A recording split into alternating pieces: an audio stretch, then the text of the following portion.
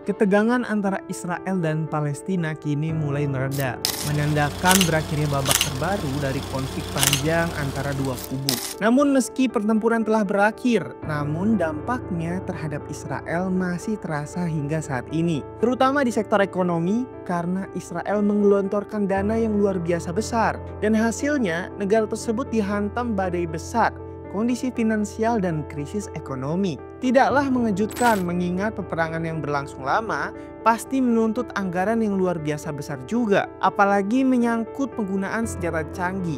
Jika kondisi ini terus dibiarkan tanpa solusi konkret, apa yang akan terjadi dengan masa depan Israel? Akankah Israel bangkrut dan menumpuk hutang besar atas semua yang telah dikeluarkannya?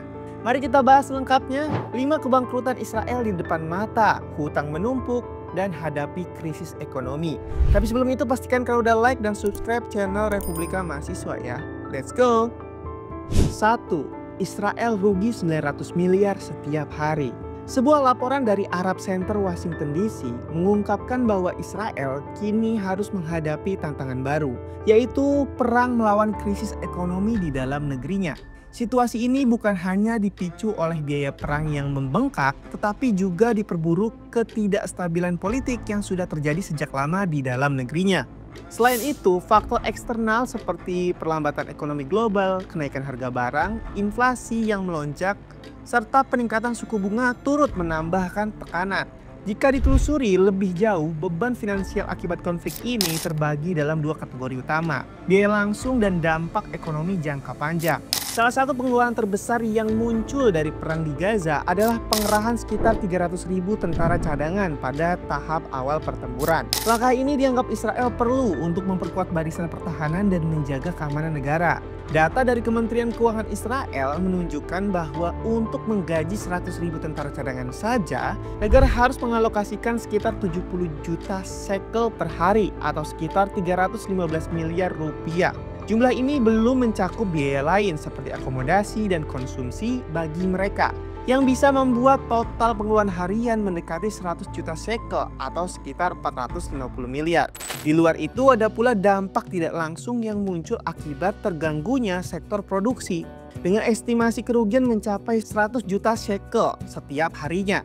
Jika semua faktor ini dijumlahkan, maka total biaya langsung maupun tidak langsung akibat perang ini diperkirakan mencapai 200 juta shekel per hari atau sekitar 900 miliar rupiah setiap harinya.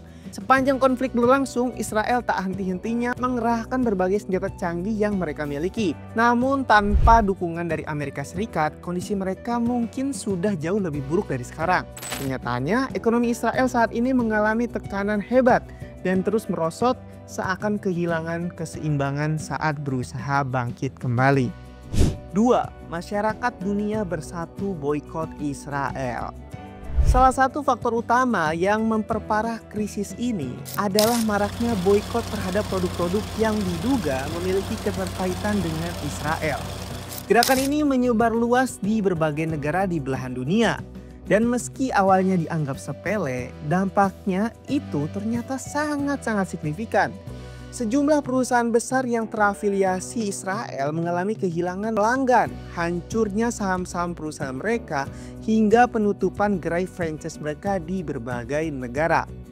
Nah, di antara banyaknya perusahaan yang terdampak, Starbucks menjadi salah satu yang paling terkena imbasnya. Gerakan boikot yang semakin meluas membuat perusahaan ini mengalami kemunduran besar. Hingga pada Agustus tahun 2024, CEO Starbucks, Laxman Narasimhan, memutuskan mundur dari jabatannya.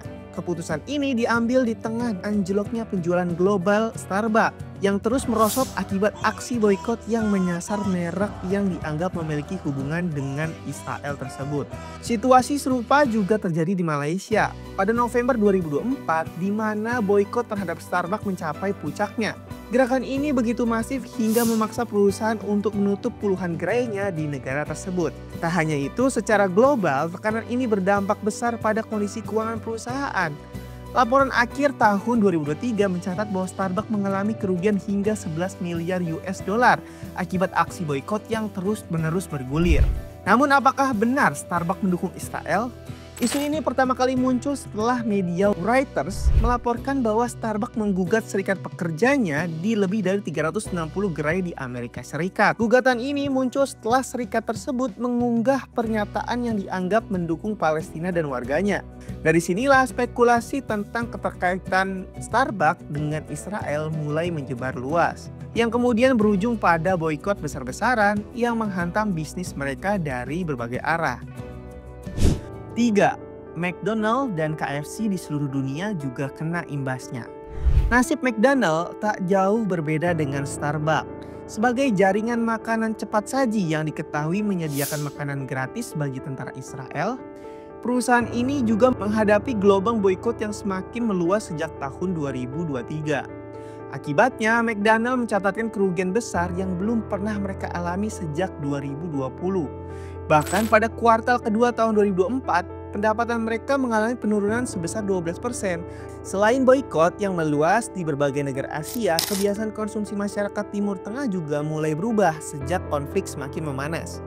Banyak dari mereka mulai mengurangi konsumsi makanan cepat saji yang berasal dari perusahaan-perusahaan di Amerika.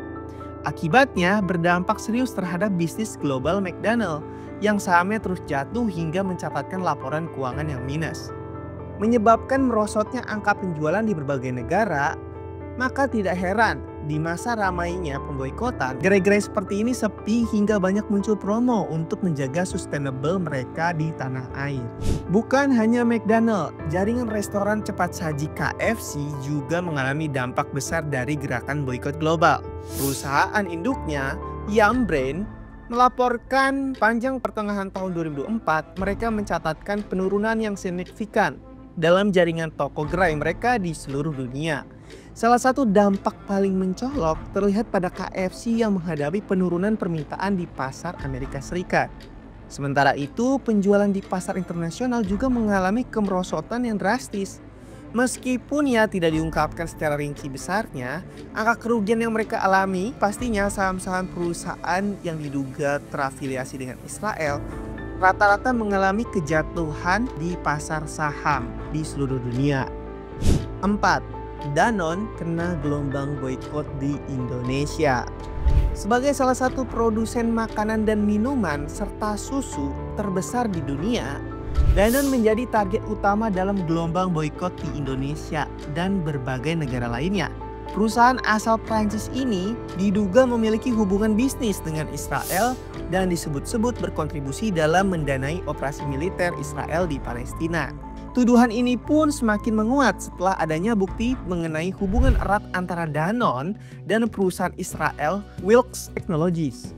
Perusahaan ini berfokus pada pengembangan teknologi pangan, termasuk produksi susu alternatif dan komponen ASI yang dikembangkan dari sel. Wilks Technologies sendiri resmi diluncurkan di tahun 2020. Mengutip laporan Times of Israel, Danone bahkan diketahui telah memimpin investasi senilai 3,5 juta dolar Amerika Serikat yang juga melibatkan Tara, salah satu perusahaan susu asal Israel.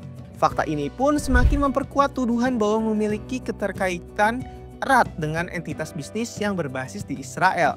Dan dari sinilah banyak masyarakat akhirnya mengecam dan mulai mencoba pindah ke produk brand lokal lain dan sampai keluar anjuran daftar produk-produk yang dikecam untuk dibeli karena termasuk dalam daftar gelombang pemboikotan. 5. Senjata canggih perlu biaya besar. Selain besarnya biaya perang yang harus dikeluarkan untuk mengerahkan pasukan cadangan dan hilangnya sebagian besar sumber dana dari perusahaan-perusahaan yang terafiliasi, Israel juga menghadapi pengeluaran besar dalam operasional sistem pertahanan udara mereka, Iron Dome. Menurut laporan dari Pusat Studi Strategis dan Internasional yang berbasis di Washington, setiap rudal pencegat yang digunakan oleh Iron Dome memiliki biaya produksi yang sangat tinggi, berkisar antara 4.000 USD hingga 50.000 USD per unitnya, atau sekitar 64 juta hingga 800 juta rupiah. Bukan hanya rudal pencegatnya saja yang mahal, tetapi keseluruhan sistem Iron Dome juga membutuhkan investasi yang besar. Maka dari itu Iron Dome juga menjadi pedang bermata dua. Di satu sisi merupakan teknologi canggih yang melindungi warga negara Zionis, tapi di satu sisi lainnya biaya untuk pengadaannya juga sangatlah besar yang angkanya tidak main-main.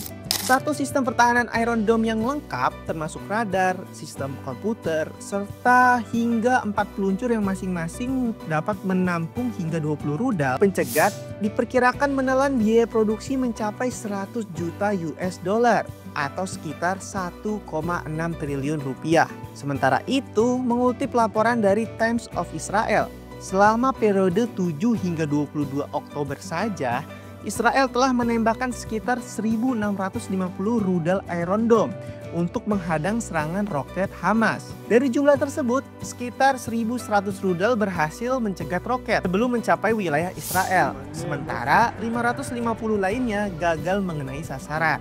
Jika dihitung secara keseluruhan, biaya untuk menembakkan 1.650 rudal Iron Dome tersebut mencapai 16,5 juta US dollar atau setara dengan 264 miliar rupiah untuk perlindungan sekitar 15 hari saja.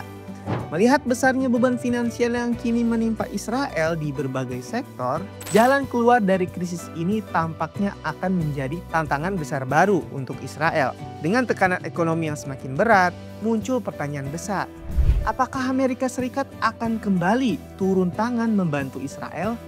Ataukah kali ini mereka akan membiarkan Israel menghadapi kehancurannya sendiri? Nah, menurut kalian Presiden baru AS, Donald Trump akan mengambil keputusan apa nih untuk negara Zionis tersebut? Coba tulis tanggapan kalian di kolom komentar ya.